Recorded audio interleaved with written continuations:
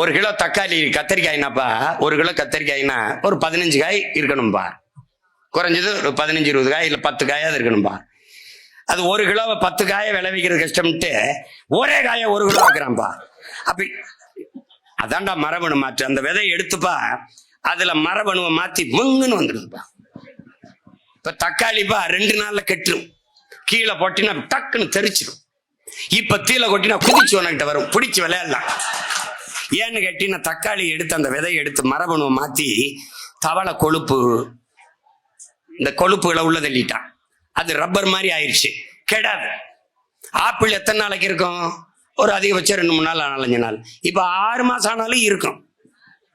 ஏன்? அதை எடுத்து மேல வேஸ்ல இந்த மெழுக தடவி அப்படியே வச்சிடறான். நீ எது ஒன்றை நம்பிக்கையோடு சாப்பிட முடியும்? வாழைப்பழத்தை சாப்பிடுவியா இல்ல கொய்யா? கொய்யானா எவ்வளவுடா இருக்கு? இவ்வளவு இருக்கும். கொய்யா இவ்வளவு பெருசு இருக்கு, இவ்வளவு பெருசு இருக்கு கொய்யா. இந்த வித்துக்கிட்டு இருந்தாப்புல வரும்போது நீ வேணா பாரு, வித்துக்கிட்டு இருக்காப்ல கொய்யா. கொய்யா எத்தனை வருஷம் ஆகும்?